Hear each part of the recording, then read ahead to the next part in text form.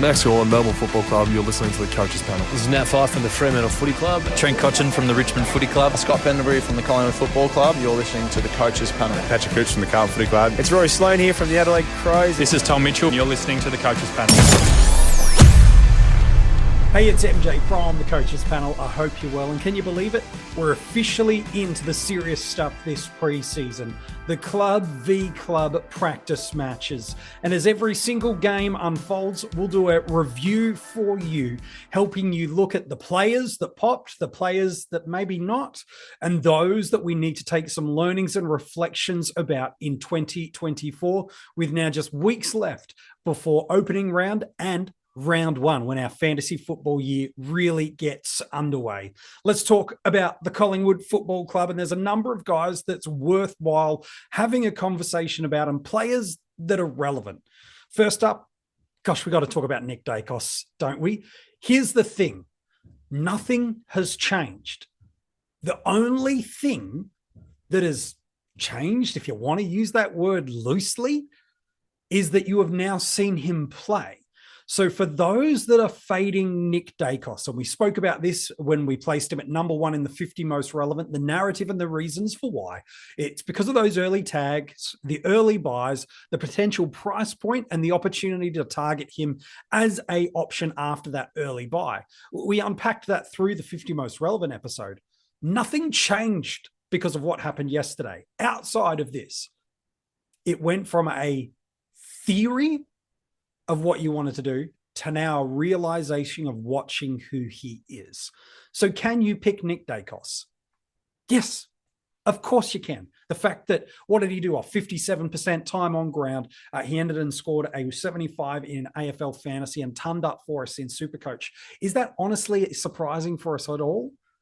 No, we know from a points per minutes perspective over the past 2 years, he's been an absolute animal. He's moving into this midfield ball. We know when he's given space to roam, he will score. So nothing has changed outside of you're now going from theory to watching and seeing and getting a moment of what it could be like between round 1, 2, 3, 4, and then even potentially round 6 without Nick Daicos. So can you start him? The answer is yes. Of course you can, but it's probably not going to be because you're going, I think there's quote unquote value or upside as the primary driver. I think the primary driver is, I just don't want to start the year without him. I just want the best defender for as long as I can. And that's absolutely fine and a viable play. And then, yes, you can argue a little bit of upside, but if you're starting him, I think it's at D1. I don't really like him in any other position, but I understand the narrative behind it. But nothing's changed. So if you're taking Nick Daicos on, nothing changed except this. You went from theory to seeing and feeling what it could be like. And if you didn't like that feeling, get him. Absolutely fine to do it. Fantasy footy is to be enjoyed. And if you're not enjoying watching fantasy and playing fantasy footy without him, pick him. But if you're anti-starting him for the reasons of value, for upside, for tags, for fixtures, for early buys, none of that's changed. You've just got a little bit of a line in sight to see what's actually unpacked for you there. Look, some other Collingwood players that are of interest. Look, don't be surprised. We saw Hoskin Elliott, Lipinski, Quaynard, Maynard all score well, because these are really open, uncontested style games. So lots of uncontested marks, lots of uncontested possessions. And you look through some of those mark tallies like Hoskin Elliott 12, Maynard 10, Lipinski 8. These are not normative for them. So while we want to take and learn and observe things from these games, we also got to recognize that this is where the preseason traps do start to come. If these were players that were never on your radar during the preseason, which understandably so they shouldn't have been, nothing's changed so drastically so that you need to pivot towards them. Some other players that we do have to talk about from Collingwood, though, is Finn Macrae. Really limited time on ground for him. I think it was 35, 36% time on ground. And from a scoring perspective, a 28 in AFL Fantasy, a 29 in SuperCoach. I hate to say it, but I think the dream is over. He did not get the centre bounce opportunities. And this was a team that was running without Scott Pendlebury as well. So if ever we were going to see with confidence that Macrae was in best 22 calculations, let alone safe from any kind of vesting elements. We needed to see in this match a stronger component of centre bounce opportunities, and we really didn't see that. There was no reason not for the Collingwood coaching staff to give Macrae these opportunities, given it's their only real hit out now ahead of opening round. So because he didn't get that, I'm very much of the opinion that you need to fade Finlay Macrae. Now, some injuries could come, and that might mean, yes, that changes that perspective, but the lack of midfield opportunity, I don't think he really impacted the game too much anyway. I know he had 10 possessions off that 30-odd, 35% time on ground, so reasonable, but I didn't feel like there was any impact. It didn't offer much presence, clearly not in the mix now. So to me, that forces a little bit of a forward-lying challenge for us, because he was, for a lot of people, he was on ground or their emergency F7. So that's a good, helpful learning for us. That might force some elements of restructuring about what we do in other positions and lines, given that it did appear for a minute there that forward rookies, we felt like there was a good, strong scoring component. Maybe that's just diminished just that fractional little bit for us as well. But the big two talking points from a Collingwood perspective, Dacos and then Finlay Macrae. Look, McInnes, probably a very similar perspective to what we saw from Macrae. In fact, even in the first interview before the ball bounced, Craig Macrae said, look, yeah, McInnes is going to get his chance at some point, but he's not the McStay replacement. And he listed a number of other guys, including an Ash Johnson, who kind of got first bite at the cherry in this match to fill this. And he was very, very much opposition dependent about where they can exploit them. So I think also Reef McInnes, I know a few people have considered him as a viable structural option, but for me, I think both these Collingwood cash cows and rookies, not really someone we can kind of go in with confidence. If you're big on Jordan De Goey, you saw everything you would have wanted out of Jordan De Goey. I don't see a lot of people across the community going him outside of drafts, but I understand it. And I think Charlie Dean might be just the one to keep an eye on. Rookie-priced guy. I know we were looking at him last year. 12 possessions, 8 marks, scored 60-odd in AFL Fantasy, 47 in SuperCoach. I think with the absence of Nathan Murphy, someone's got to take that defensive role. Frampton got that opportunity in the grand final. Will it be Charlie Dean? This, again, maybe not a huge scoring prospect for us, but something that is interesting and of note. And then lastly, I'd probably, if I was in a draft format, I'd be upping my stocks just that little bit more on an Oleg Markov. They did seem to like his run and carry, and they were playing through him a lot. And that makes a lot of sense, given that he's the closest parallel, and I use that term very loosely, closest parallel to a Nick Dacos in the sense of speed, run and gun, lots of meters gained per possession style player. They were playing through Markov a fair bit. So I wouldn't mind taking a late flying hit on Oleg Markov in a draft. I think he might be the one that pops a little bit more value based on where you're going to get him at your ADP. So that's just there. It's not a huge play. It's not a huge bump, but I think there's something there for us to consider. I felt like we learned a lot more about Richmond and their fantasy football prospects for us. Thompson Dow was certainly one of the really big learnings and talking points. 20 possessions, just skinny of the ton in SuperCoach, mid-50s score in AFL Fantasy, and pretty solid time on ground too, 82%. Plenty of midfield opportunity, heavy presence at centre bounce. Does win the contested footy really, really well. Lacks a little bit of polish, and probably a little bit of a tank as well. Those are probably the two things that I think we'd all still love to see in the development from Thompson Dow. I think in SuperCoach, given his price point, if you're wanting as many of those kind of sub 300 guys on field, he's absolutely a consideration. If you're losing interest in that middle range of players, sort of that 400-ish thousand range where you've had previously a Guthrie, but you've got your Wines, you've got your Crouch, you've got your Martins, you've got your Amons. If you don't really want any bite of that cherry, potentially an option for you is a Thompson Dow, who's a little bit more expensive than a cash cow, but certainly got some some runs on the board this preseason and heard some good things. I don't hate it in AFL Fantasy or Dream Team either, but certainly in SuperCoach, just on the scoring split in this game, let alone the opportunity, I think he's one of the really big winners from this. The other big winner for us is what we could get at R3 in Dream Team and in SuperCoach, and that's Sam Naismith. Again, solid outing and performance from him, the number one ruck option, which is really important to see. And the reason he's got that is there is some concerns around the health of Toby Nankervis and whether or not he'll be right for round one. So this is really, really helpful for us for a couple of reasons. One, they're going to certainly be cautious and conscious of easing him into the start of the season. So that's really positive for us. Two is they do play an opening round, and so he'll get that accelerated price movement for us before Richmond have their bye in that back end of the first few weeks of those early buy rounds. So we'll see an accelerated price movement for us. So I think that's really important, that if we see the combination of Richmond being conservative and Naismith holding down this number one ruck spot, which is why he's been brought in for insurance purposes like this, protect Samson Ryan, who's not quite ready yet to take on bulk ruck responsibility. It's a nice halfway house strategy from Richmond. I think in SuperCoach now, unless you're wanting to open up the DPP link between your ruck and your forward line, I think Naismith makes a lot of sense in SuperCoach and in Dream Team now to be able to start him. I don't like his price point in AFL Fantasy. I think it's politely a mistake the way they've chosen to price him, but I understand why they've chosen to do that and the theory and thought process behind it. I personally don't like it, but that's okay. It just rules him out of selection and is a bench ruck option.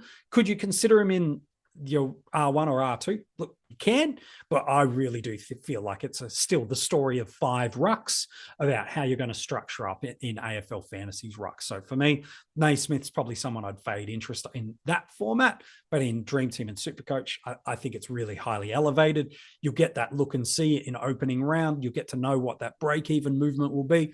And then if he's there in round one, because they'll play the first match of round one, you'll be able to, with confidence, select him, knowing that that movement is going to really be pretty close to guaranteed. A magia do futebol. Somos diferentes, mas torcer nos faz parecidos. Não importa se você assiste com a camisa da sorte, no bar com amigos ou em casa na poltrona. Preparou, vai bater, pegou!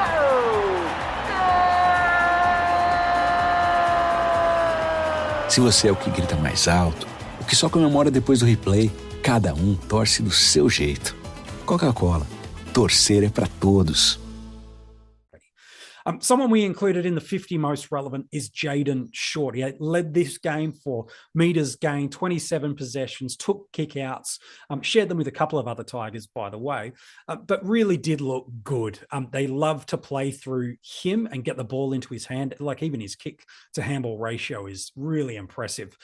Heavy kick possession player. Still some marks in there.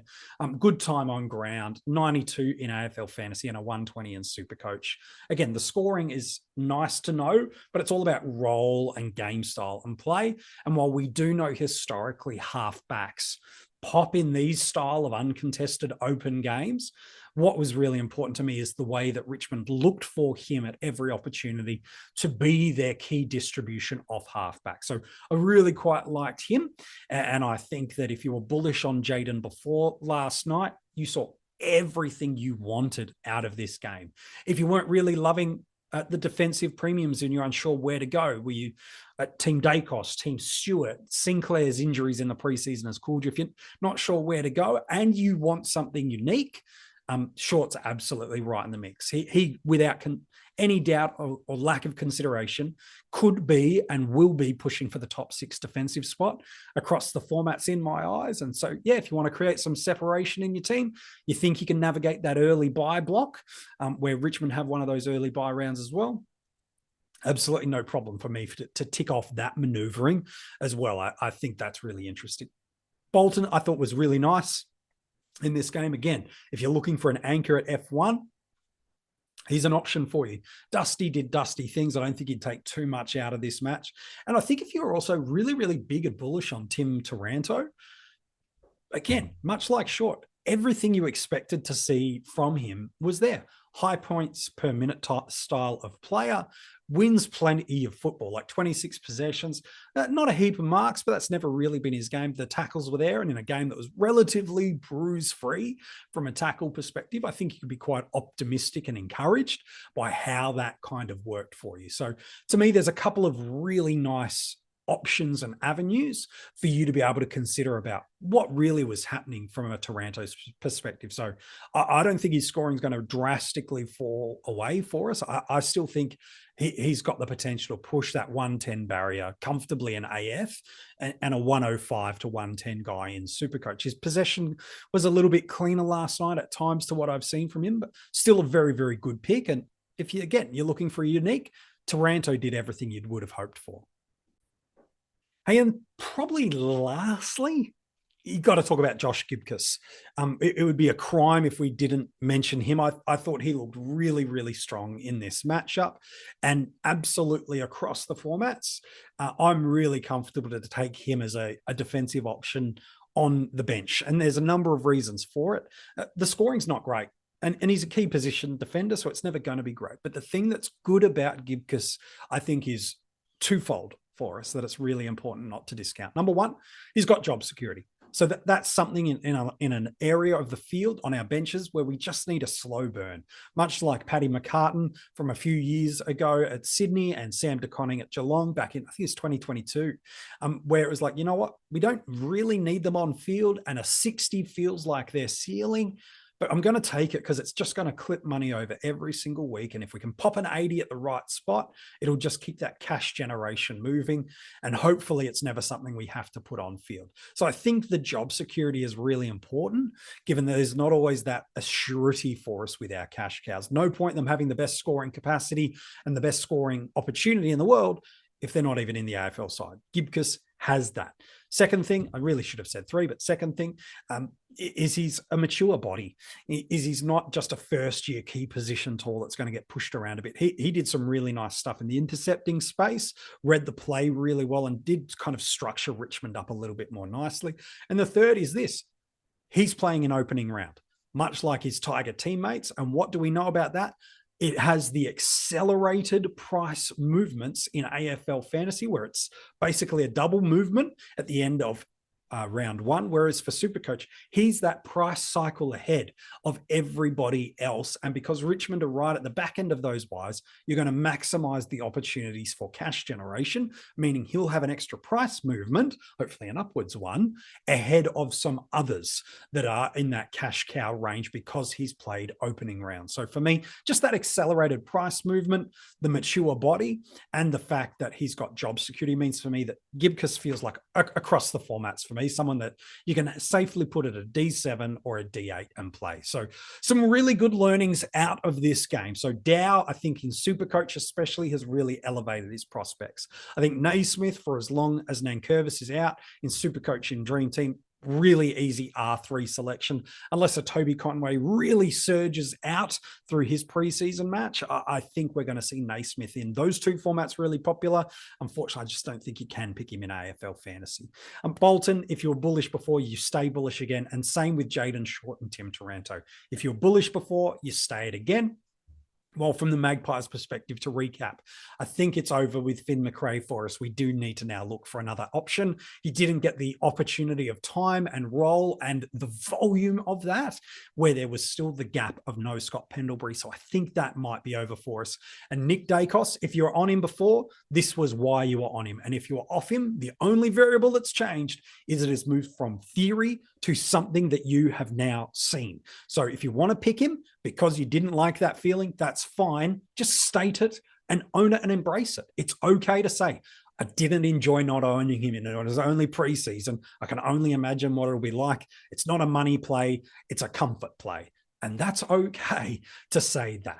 But what did you take out of this matchup from Collingwood and Richmond? It was a really learning and helpful match for us. Do you agree with some of the takeaways? You can get in touch with us across social media and join the conversation about these players. If you're enjoying these match reviews and you're watching them on YouTube, make sure you give this video a like. And if you haven't already, subscribe to the channel. We're doing this on the audio podcast as well for every single match review to give you some of my immediate first thought reflections. And then we'll gather the panel together at the end of these practice games, the community series, and do a big wrap-up review in depth.